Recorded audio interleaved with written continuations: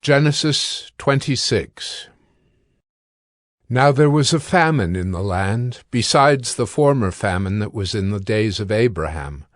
And Isaac went to Gerar, to Abimelech, king of the Philistines. And the Lord appeared to him and said, Do not go down to Egypt. Dwell in the land of which I shall tell you. Sojourn in this land, and I will be with you and will bless you. For to you and to your offspring I will give all these lands, and I will establish the oath that I swore to Abraham your father. I will multiply your offspring as the stars of heaven, and will give to your offspring all these lands. And in your offspring all the nations of the earth shall be blessed, because Abraham obeyed my voice and kept my charge, my commandments, my statutes, and my laws. So Isaac settled in Gerar. When the men of the place asked him about his wife, he said, She's my sister. For he feared to say, my wife, thinking, Lest the men of the place should kill me because of Rebekah. Because she was attractive in appearance. When he had been there a long time, Abimelech, king of the Philistines, looked out of a window and saw Isaac laughing with Rebekah, his wife.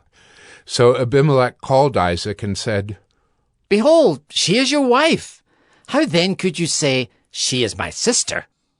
Isaac said to him, Because I thought, lest I die because of her.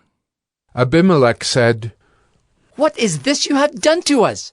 One of the people might easily have lain with your wife, and you would have brought guilt upon us.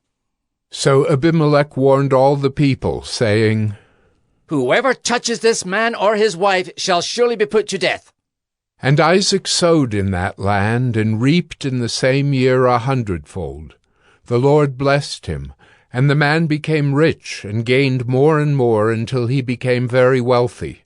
He had possessions of flocks and herds, and many servants, so that the Philistines envied him. Now the Philistines had stopped and filled with earth all the wells that his father's servants had dug in the days of Abraham his father. And Abimelech said to Isaac, Go away from us, for you are much mightier than we. So Isaac departed from there and encamped in the valley of Gerar and settled there. And Isaac dug again the wells of water that had been dug in the days of Abraham his father, which the Philistines had stopped after the death of Abraham. And he gave them the names that his father had given them. But when Isaac's servants dug in the valley and found there a well of spring water, the herdsmen of Gerar quarreled with Isaac's herdsmen, saying, The water is ours. So he called the name of the well Esek, because they contended with him. Then they dug another well, and they quarreled over that also. So he called its name Sitnah. And he moved from there and dug another well, and they did not quarrel over it. So he called its name Rehoboth, saying, For now the Lord has made room for us, and we shall be fruitful in the land. From there he went up to Beersheba. And the Lord appeared to him the same night and said, I am the God of Abraham your father. Fear not, for I am with you and will bless you, and multiply your offspring for my servant Abraham's sake. So he built an altar there, and called upon the name of the Lord, and pitched his tent there. And there Isaac's servants dug a well.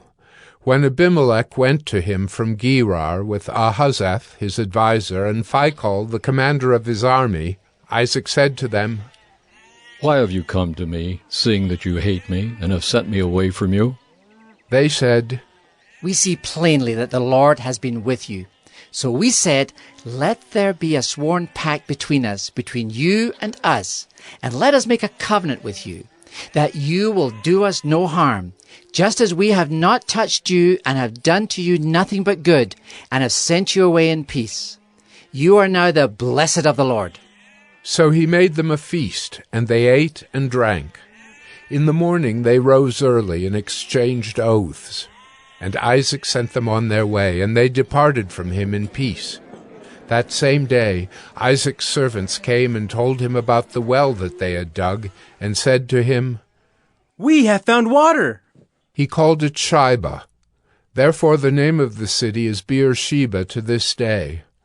When Esau was 40 years old, he took Judith, the daughter of Beeri the Hittite, to be his wife, and Basemath, the daughter of Elon the Hittite, and they made life bitter for Isaac and Rebekah.